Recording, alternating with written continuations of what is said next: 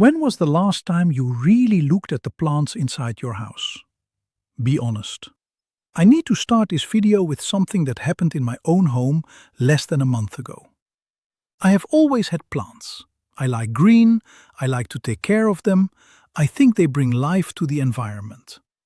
And I had a beautiful succulent, one of those small ones, on a shelf in the living room, right at the entrance. Everyone who came in would comment, "What a cute little plant." But there's one thing. In the last 6 months, I had been noticing a strange pattern. Money would come in, but it wouldn't stay. There was always an unexpected bill, a car repair, something that drained the cash. It was as if there was an invisible drain in the household finances. Then one Shabbat, talking with an older rabbi at the synagogue, I mentioned this in passing. And he asked me very directly, "What plants do you have inside your house?" I found the question strange. I talked about the plants. I mentioned the succulent at the entrance. His face changed. He shook his head and said, "Get it out of there, today." I asked why, and he replied, "Because certain plants have retention energy. They hold on. And when you place a holding plant at the entrance of the house, money comes in, but it holds. It doesn't let it circulate. It doesn't let it multiply." I confess I was skeptical, but I took the succulent out that very day. I placed it on the balcony, outside. And look, it may seem crazy, but in the following 2 weeks, 3 things happened.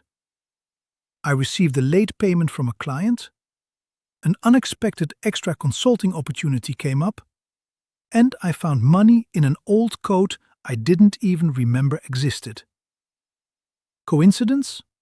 Maybe. But too many coincidences make me think. Before continuing, if you are not yet subscribed to the channel, subscribe now and activate the bell, because this type of knowledge, this wisdom that is locked within Jewish traditions, I will continue to share. And answer me in the comments. Do you have plants inside your house? Just reply yes or no.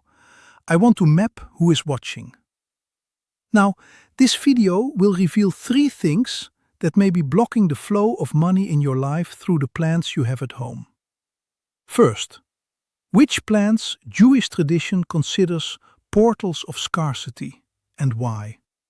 Second, where you should never place a plant if you want prosperity to circulate. And third, the exact ritual you can do today to cleanse the energy of the plants you already have and transform them into magnets of abundance. Let me explain the foundation. In Kabbalah, everything that exists in the physical world has a spiritual counterpart. Every object, every living being, every plant. And plants, specifically, are considered transitional beings. They are not mineral, they are not animal, but they are alive. They breathe, they grow, they react to the environment. And because of this, they carry a very specific energetic frequency. In the Talmud, the sages discuss the nature of plants and come to an interesting conclusion. Plants that grow slowly and accumulate water within themselves reflect energy of retention.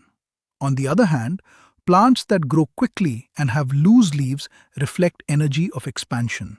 It's neither good nor bad. It's about where and how you use it. There's a story my uncle used to tell, which he heard from his father, about a Jewish family living in a small village in Europe back in the 1900s. Imagine the scene. A simple wooden house with a small window facing the street. And in that window, the lady of the house, let's call her Esther, had a huge pot with a cactus. A cactus full of thorns, ugly, but she thought it was beautiful because it bloomed a yellow flower once a year. This family lived tightly financially. The husband worked as a blacksmith, but there were few customers. The money barely covered the bread. And worse, whenever some extra money came in, it always disappeared. Something was always breaking in the house. Someone would get sick, an old debt would appear. Until one day, a traveling rabbi passed through the village. He asked for shelter for one night, and the Esther family opened their doors. The next morning, before leaving, the rabbi looked out the window, saw the cactus and said, "This spiky guardian is blocking your door. It doesn't let the blessing in, and it doesn't let the scarcity out. You are stuck in the middle." Esther was offended. It was her cactus, which she had taken care of for years. But her husband, more pragmatic, thought, "What do we have to lose?" And that same day, they removed the cactus from the window. They placed a basil plant there, which the rabbi had left as a gift. The story goes that within 3 months, the blacksmith received a large order from a merchant from another city. Then another. In less than a year, they had prospered. And the cactus? It stayed in the backyard where it didn't bother anyone. Now you might be thinking, "But I like my cactus." Look, it's not about throwing your plants away. It's about understanding energy and positioning. Cacti, succulents, thorny plants, they have the role of protecting, of guarding. That's why in Kabbalah, if you want to use these plants, you place them outside the house, at the external entrance outside the door, to protect against negative energies coming from the street, but never inside. Because inside, they will also protect against the money trying to come in. There's a Kabbalistic concept called klipot, which are spiritual shells, energetic barriers. And certain plants create klipot around them. They form a containment bubble. This is great if you want protection, but terrible if you want flow. And money is flow. Money needs to circulate. If you block the flow, you block the money. Another plant that many people have and shouldn't have inside the house, zamioculca. That dark green plant with thick and shiny leaves that can withstand anything. It is too resilient. And resistance in Kabbalah is gevura, judgment, containment, rigidity. If you fill the house with gevura, you create an environment of financial containment. Everything becomes difficult. Everything becomes heavy. Now, which plants do attract prosperity? Here is the list that the wise Kabbalists have always recommended. Basil, because it grows quickly and has a strong smell that wards off dense energies. Mint, for the same reason. Rosemary, which in Jewish tradition is associated with memory and mental clarity. And mental clarity attracts good financial decisions. Rue, which is protection without blockage. And the money plant, obviously, which has round leaves that resemble coins. But it's not enough to have the plant. You have to know where to place it. And here comes a teaching that few know. Never ever place a retention plant at the main entrance of the house if it is a plant of retention. The entrance is the portal for everything that enters your life. Opportunities, people, money, energy. If you block the entrance with a barrier plant, you block everything. Where to place plants then? In the kitchen, because the kitchen is the center of nutrition, of chesed, of mercy and abundance. In the office or in the corner where you work, because there you need clarity and focus. In the living room, away from the entrance door. And always, always in odd numbers. 3 pots, 5 pots, 7 pots, never 2, 4, 6. Even numbers create static symmetry. Odd numbers create movement. Now I will teach you a ritual for energetically cleansing the plants you already have. Because it may be that you have a plant that is not bad, but has accumulated heavy energy over time. Plants absorb. They capture the emotions of the environment. If you fought near that plant, if you cried, if you went through moments of financial stress, the plant stored that. So here goes the ritual. You will need coarse salt, water, a glass, and a sunny day. Choose a Friday before sunset, which is the preparation day for Shabbat. Take a handful of coarse salt and dissolve it in a glass of water. While stirring the water, say, Baruch atah Adonai, mekadesh et hamayim. This means, "Blessed are you, Lord, who sanctifies the water." Then, with this salty water, lightly moisten the soil of each plant.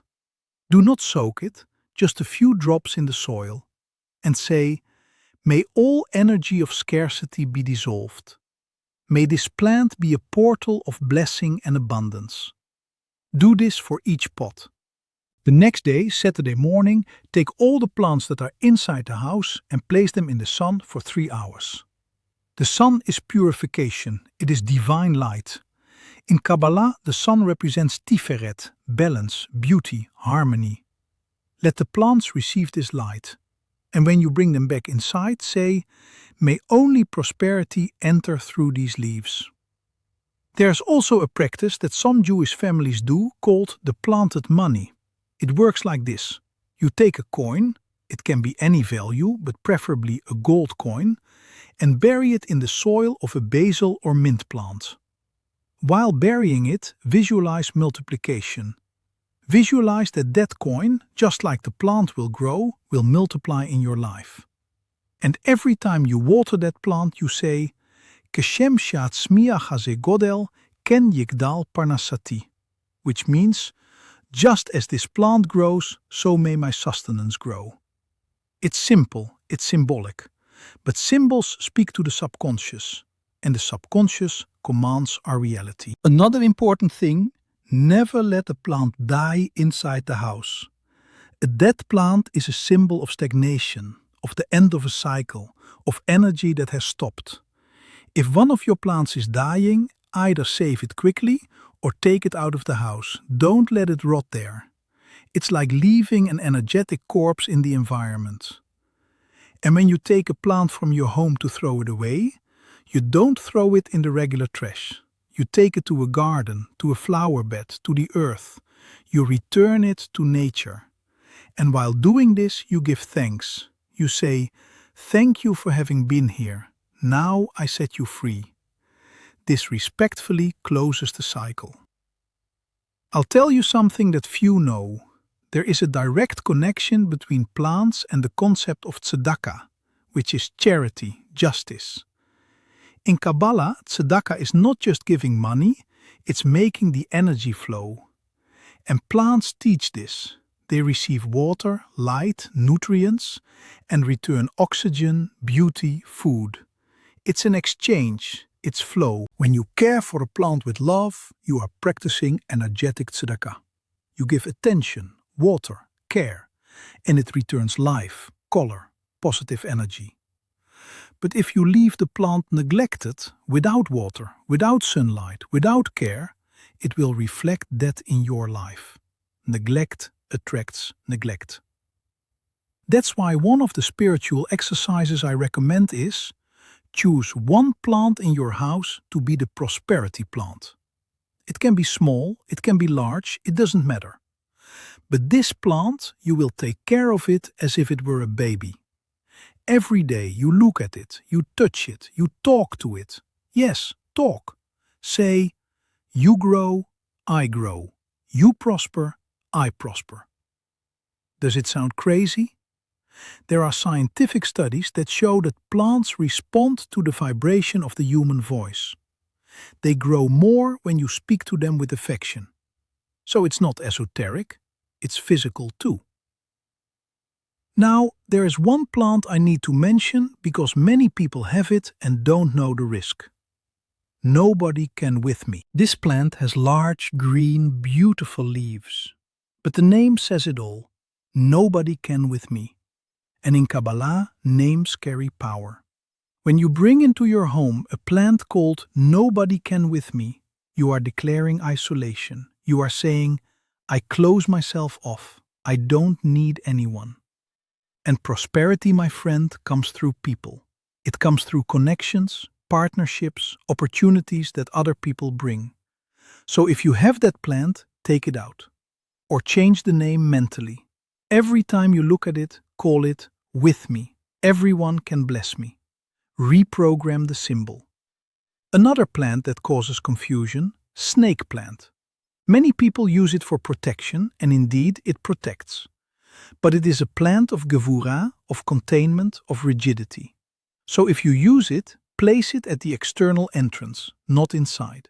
And never, ever place it in the bedroom or the office. Because in the bedroom you need rest, chesed, softness. And in the office you need flow, creativity, expansion. I'm going to give you a practical exercise that you can do today. Take a piece of paper and a pen.